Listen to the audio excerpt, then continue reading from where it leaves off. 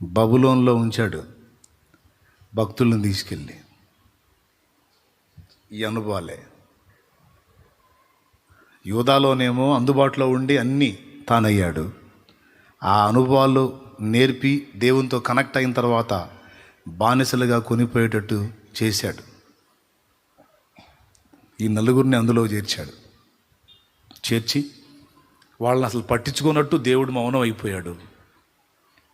విచిత్రం చెప్పనా, వాళ్ళని దేవుడు పట్టుకోలేదు, బబులోన్లో వాళ్ళే దేవుణ్ణి గట్టిగా హత్తుకున్నారు. హల్లెలూయా, హల్లెలూయా. బబులోన్లో వారే దేవుని హత్తుకున్నారు.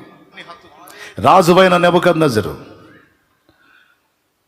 ఇందును గూర్చి నీకు ప్రత్యుత్తరం ఇయ్యవలన చింత మాకు లేదు. నువ్వు వేడిమి గల అగ్నిగుండాన్ని సిద్ధపరిస్తే అందులోంచి మమ్మల్ని కాపాడలేనంత చేతగానోడు కాదు మా దేవుడు. కాపాడకపోయినా పర్వాలా, మేమైతే వెనకడుగు వేసేది లేదు. మా విషయంలో ఆయన అపనమ్మకస్తుడు అయితే కానీ, ఆయన కాడు, అపనమ్మకస్తుడిలాగా చేస్తే చేయని, మేమైతే ఆయనకి నమ్మకంగా ఉండాలనుకుంటున్నాం. ఎక్కడ బయటపడింది వీళ్ళ నమ్మకత్వం? ప్రతికూలతలోనా అనుకూలతలోనా? అది అర్థం కావాలి. ప్రతికూలతలో బయటపడింది వీళ్ళ నమ్మకత్వం, వాళ్ళ విశ్వాసం. అనుకూలతలో ఏడ బయటపడింది? దానియేలు ఒకవేళ యోధాలోనే ఉన్నాడు అనుకో, షడ్రకు మేషకు అభ్యర్థిగాలు యోధాలోనే ఉన్నారనుకో, నీకు నాకు తెలిసేవాళ్ళ? అది అసలు రహస్యం. స్తోత్రం. నీకు నాకు తెలియరు ఇక వాళ్ళు. ఎందుకంటే వాళ్ళ విశ్వాసానికి అగ్ని పరీక్షలు లేవు, అక్కడ పోరాటం లేదు, ప్రతికూలతలు లేవు, నిందలు లేవు, అవమానాలు లేవు, ఎదురు దెబ్బలు లేవు, అగ్నిగుండం లేదు. యోధా దేశంలో హ్యాపీ. ఒక దానియేలు నీకెట్ట పరిచయం అవుతాడు? ఒక షడ్రకు మేషకు అభ్యర్థిగోలు నీకు ఎలా పరిచయం అవుతారు? వాళ్ళని దేవుడు ఘనపరచాలనుకున్నాడు. కొట్టు చప్పట్లో.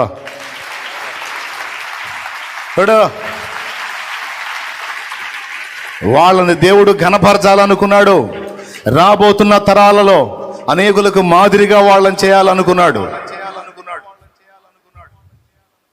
కాబట్టే భక్తులను తీసుకెళ్ళి బబులోన్లో పెట్టాడు. స్టార్టింగ్ ఏమని మనం ఎత్తుకున్నాం? భక్తులకు బబులోను అవసరమా? భక్తులు బబులోనికి ఎందుకు? అది ఎందుకంటే ఇందుకు. మీరే ఆలోచించుకోండి. ఈ నలుగురు అక్కడికి వెళ్ళకపోతే మనకు తెలిసేవారా? వాళ్ళ నుండి పాఠాలు ఏమన్నా మనం పొందేవాళ్ళమా? వాళ్ళు మనకు తెలియాలంటే యోధాలో ఉంటే తెలియరు. సో వాళ్ళని ఎందుకు తెలిసి బానిసలుగా ఇబ్బందులకు, నిందలకు, అవమానాలకు, అగ్నికి అప్పచెప్పాడు? శ్రమలకి. వాళ్ళని ఆయన ఘనపరచాలనుకున్నాడు. వారి విశ్వాసాన్ని, వారి నమ్మకత్వాన్ని, వారి క్రమాన్ని. ఎంత ప్రేమ దేవుడంటే! రాజా, నువ్వు సింహాల బోన్లో వేస్తే సావనైనా సస్తా, నా దేవునితో మాట్లాడటం మానుకో అనే మాట నువ్వు అంటే నేను ఊరుకోను. నా దేవునితో మాట్లాడకుండా ఒక పూట గడపటం కంటే చావే నయం. క్షణమైన నీ నామం మరువకుంటిని, మరణమైన మధురముగా ఎంచుకుంటిని. తండ్రి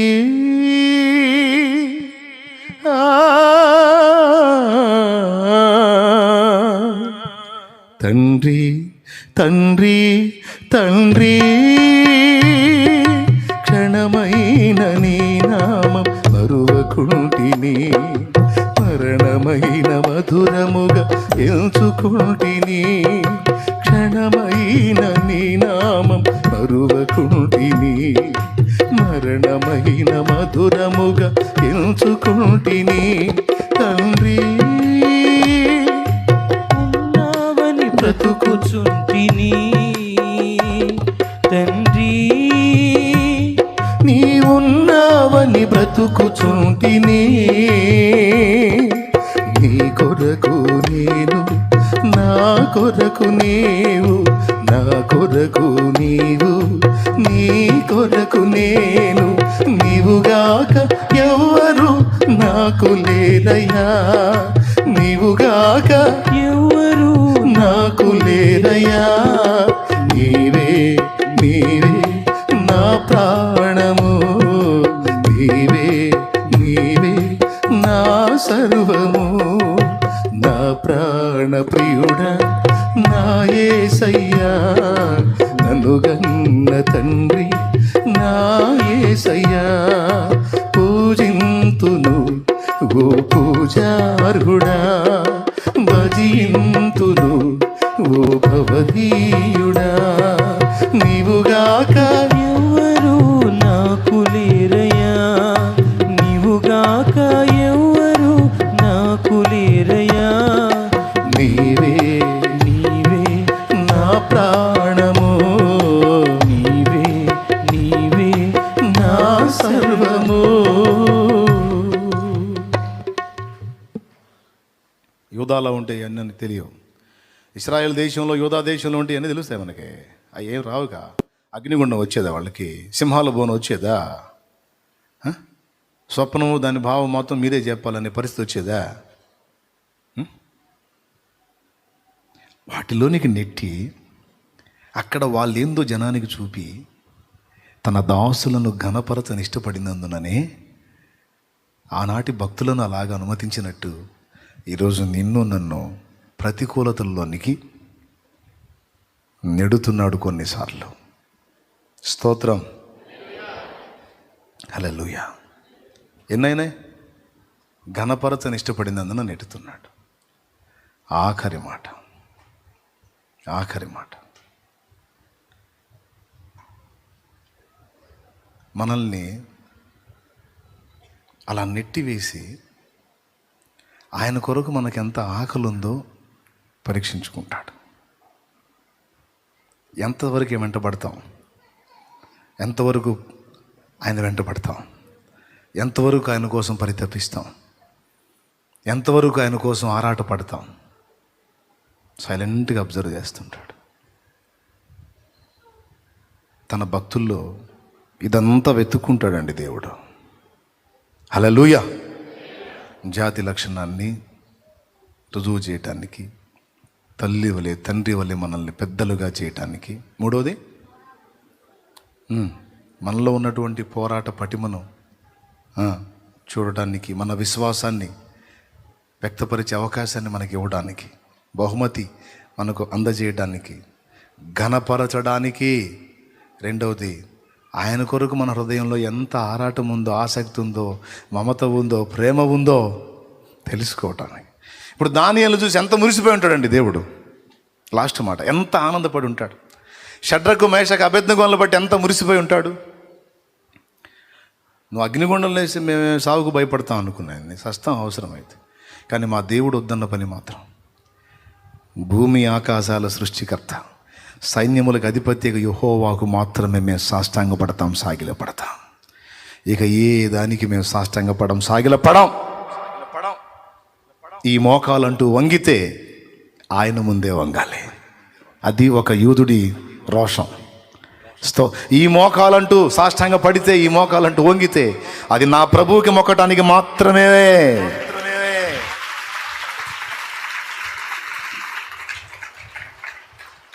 ఈ పెదవి ముద్దాడాలంటే నా ప్రభువునే. ఇక దేనికి మోకాళ్ళలోనకయో దేన్ని ముద్దు పెట్టుకొనకయో ఉందమని మా తీర్మానం. ఏమైంది చివరికి? అగ్నిగుండం ఒక వెంట్రుకను కూడా కాల్చలేకపోయింది. సింహాలయ నోళ్ళు మూశాయి. భక్తులు గణపరచబడ్డారు. భక్తులను ఆదుకున్న నా దేవుడు మహిమ పొందాడు. దానియేలు దేవుడే నిజమైన దేవుడు. షడ్రకు మేషకు అబేద్నెగోల దేవుడే పూజార్హుడు. లే, మోకాళ్ళ మీదకి లే. ఎందుకు దేవా నాకు ఈ పరిస్థితి, ఎందుకు నాకు ఈ ప్రతికూలత అని అడిగే ప్రతి ఒక్కరికి 6 సమాధానాలు. భక్తులకు బబులోను ఎందుకు, బబులోను చెరెందుకు? బబులోను 2 అనుభవాలు చూపిస్తుంది. 1 శ్రమ, 2 లోకం. ఎందుకు దేవుడు అనుమతిస్తాడు అందులోనికి మనల్ని? శ్రమ అనుభవానికి ఎందుకు అనుమతిస్తాడు? లోకాశల మధ్యలోనికి ఎందుకు నెట్టతాడు? నువ్వు నిప్పుగా నిగ్గు తేలి బయటికి రావాలి. అందుకు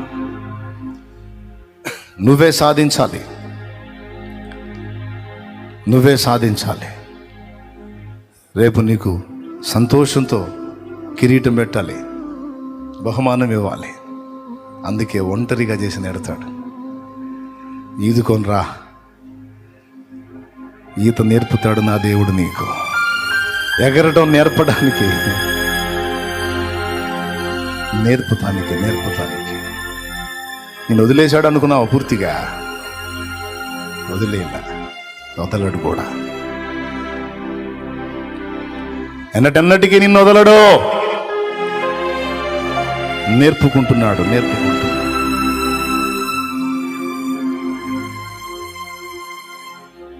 తండ్రి నాతో ఈరోజు నువ్వు మాట్లాడిన ప్రతి మాటకాయ స్తోత్రం. సూటిగా తేటగా స్పష్టంగా నాతో నువ్వు మాట్లాడావు. కృతజ్ఞతలు, వందనాలు, స్తోత్రాలు తండ్రి, స్తోత్రాలు. ఎందుకు నాకు ఈ పరిస్థితి? ఎందుకు నాకు? నేను ఎందుకు ఇలా అయిపోతున్నాను? బలహీనతలో కూర్చున్నావా? పాపంలో కూర్చున్నావా? లోపంలో కూర్చున్నావా? పొరపాటులో కూర్చున్నావా? నీ ఆత్మ మూలుగుతుందా? నీ హృదయం గాయమవుతుందా? నీ హృదయం దుఃఖపడుతుందా? నీ కళ్ళల్లో కన్నీళ్లున్నాయా? అట్లయితే నువ్వు దైవ జాతికి చెందిన వ్యక్తివే. నీ మూలుగులను బట్టి, నీ ఆవేదనను బట్టి, నీ దుఃఖాన్ని బట్టి నువ్వు దేవునికి సంబంధించిన వ్యక్తివే. ఈ పరిస్థితిని నాకు ఎందుకు అనుమతించావు? నా చుట్టూ ఈ క్లైమేట్ ఎందుకు ఉంచావు ప్రభా? నువ్వు ఏదో తేల్చుకోవడానికమ్మా. పాపం ఇష్టం లేదు కదా నీకు? గాయమవుతుంది కదా, దుఃఖం అవుతుంది కదా, ఏడుపు వస్తుంది కదా. రా, బయటికి రా. మరి నన్ను నువ్వే లాగు ప్రభా. జస్ట్ నీకు వాక్ సపోర్ట్ చేస్తా. నువ్వే రావాలి బయటికి. నువ్వే నడుం కట్టాలి, నువ్వే జూలు విధిల్చాలి, నువ్వే యుద్ధం ప్రకటించాలి పాపం మీద. నువ్వే యుద్ధం ప్రకటించాలి లోకాశల మీద. నువ్వే యుద్ధం ప్రకటించాలి నేత్రాశ మీద, శరీరాశ మీద, జీవపుడంబం మీద, భోగేచ్ఛల మీద, సుఖానుభవం మీద, పాపేచ్ఛల మీద, కామేచ్ఛల మీద నువ్వే యుద్ధం ప్రకటించాలి. దురాశల మీద, శరీర క్రియల మీద నువ్వే యుద్ధం ప్రకటించాలి. పోరాడాలి, ఎదిరించాలి.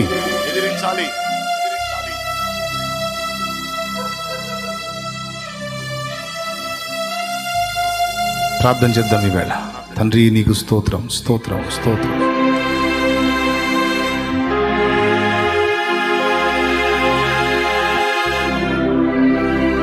శ్రమలు, సమస్యలు, బాధలు, ఇరుకులు, ఇబ్బందులు, అప్పులు, నిందలు, అవమానాలు, కలతలు, కష్టాలు, కన్నీళ్లు, వ్యాధులు, రోగాలు ఎందుకు ప్రభువా? ఎందుకు?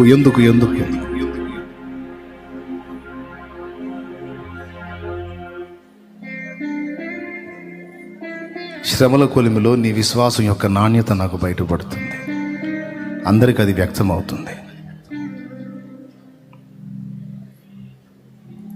అందుకే అనుమతించాను. నిందల పాలై నిత్య నిబంధన నీతో చేసిన దాన్ని ఏలుకో. పాపం ఎంతో నమ్మకంగా జీవించే వ్యక్తి కానీ నిత్యము నిందించబడతాడు, వెతకబడతాడు, ఆరోపించబడతాడు. ఎన్నో నేరారోపణలు. పాపం ఏమీ ఎరగకపోయినా అన్యాయంగా నింద. నా దేవుడు అన్యాయస్తుడు కాడు. నిందలను అనుమతించిన దేవుడే, నిందించే వారికి అప్పచెప్పిన దేవుడే. ఒక్కసారి ఒక కార్యంతో ఆ నిందలన్నిటినీ పూదండగా మార్చాడు నా దేవుడు.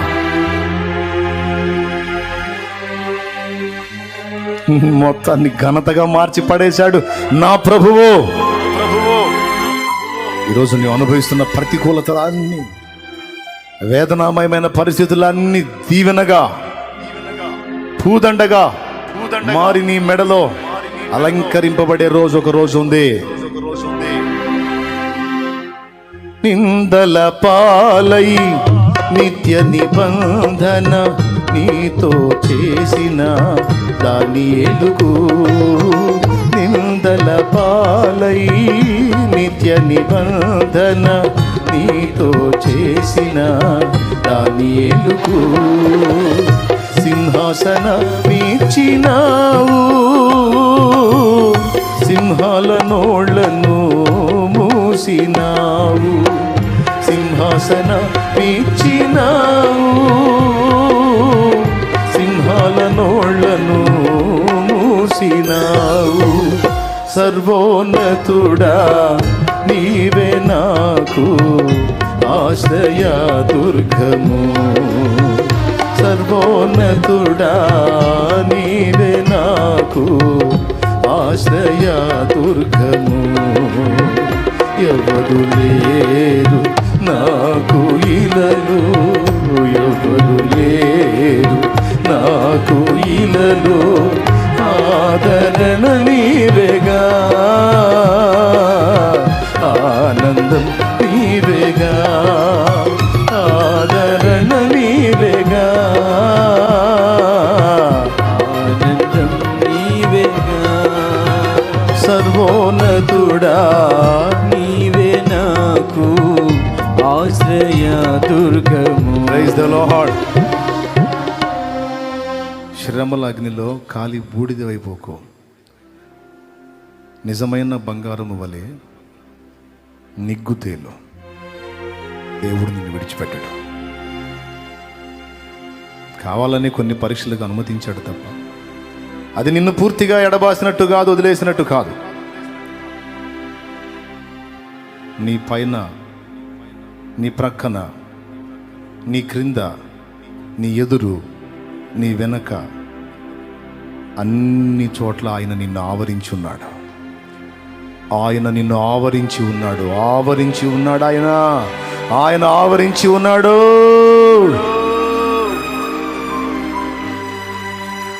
సైన్యములకు అధిపతి యెహోవా, యూదా గోత్రపు సింహం, పరిశుద్ధమైన ఆత్మ, పరిశుద్ధాత్మ నిన్ను ఆవరించున్నాడు. ఆయన ఆవరించున్నాడు. ఒంటరిని అన్న అనుభూతిని కలిగిస్తున్నాడు, కానీ అసలు ఎప్పుడు నిన్ను ఒంటరిగా వదలలేదు ఆయన. ప్రార్థించు, కృతజ్ఞతలు చెల్లించు, ధైర్యం తెచ్చుకో. విశ్వాస పరీక్షలో నిన్నుంచిన బబులోనులో దైవ మహిమార్థమై జీవించు, నిలదొక్కు, నీతి ఫలం ఫలించు. కృప నీకు తోడై ఉండును.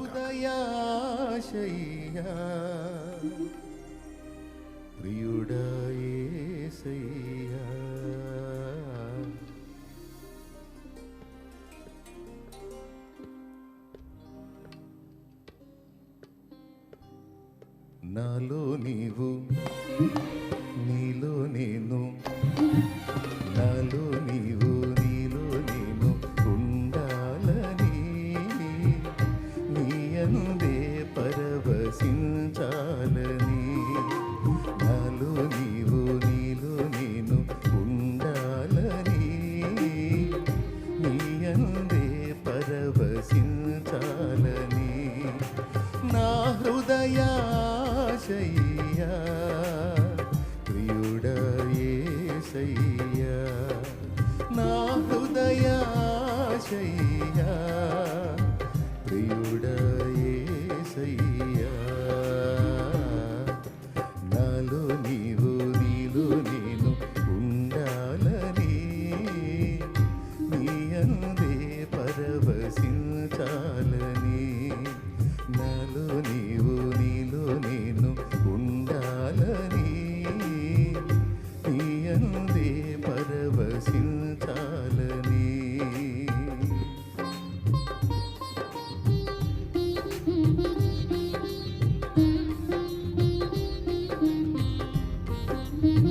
శభాష్, అది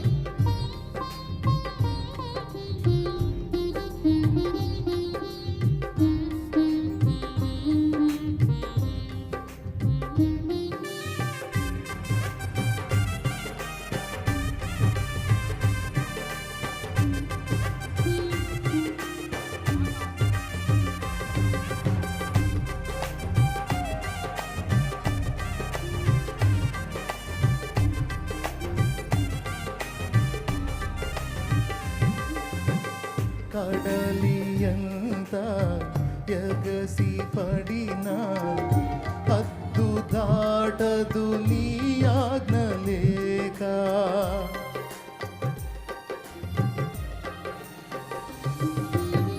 కడలియంత ఎగసి పడినా హద్దు దాటదు నీ ఆజ్ఞ లేక. కలతలన్నీ సమసిపోయే కన్న తండ్రి నిన్ను చేరినాక.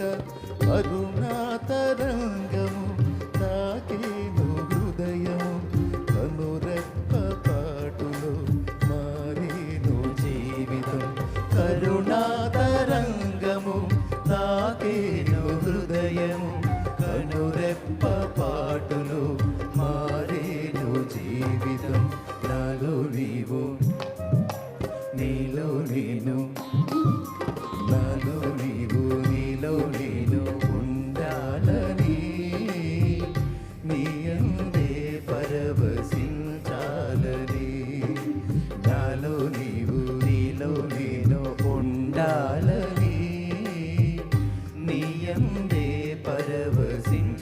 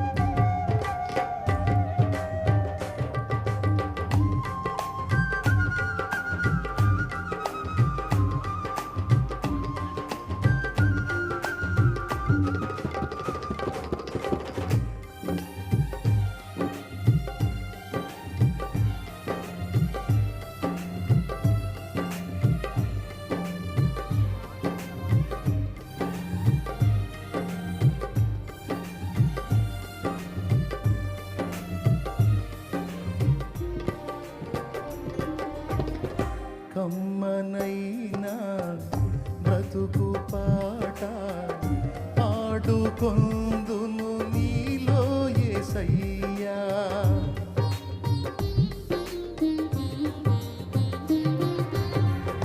కమ్మనైనా బ్రతుకు పాట పాడుకొందును నీలో యేసయ్యా. కంటి పాప నిండు వెలుగు నీవే కదయ్యా. కమనీయమైనది నీ దివ్య రూపము కలనైన మరువను నీ నామ ధ్యానము. కమనీయమైనది నీ దివ్య రూపము కలనైన మరువను నీ నామ ధ్యానము. నాలో నీవు నీలో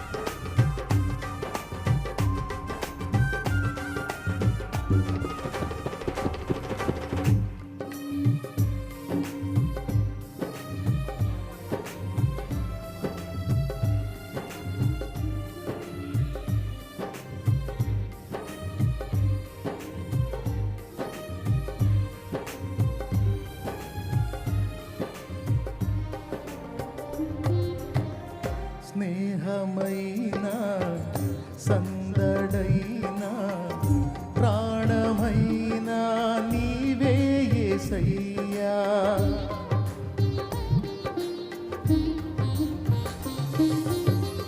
స్నేహమైన సందడైన ప్రాణమైన నీవే యేసయ్యా. సన్నిధైన సౌఖ్యమైన నాకు ఉన్నది నీవే కదయ్యా. నీలోనే నా బలం, నీలోనే నా ఫలం, నీలోనే నా వరం, నీవే గలా జయం. నీలోనే నా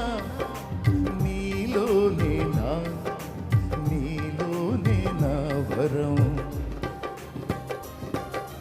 నాలో నీవు, నీలో నేను, నాలో నీవు, నీలో నేను ఉండాలని.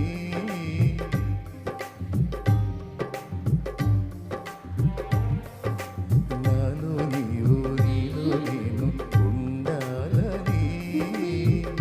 నీ అందే పరవశించాలని.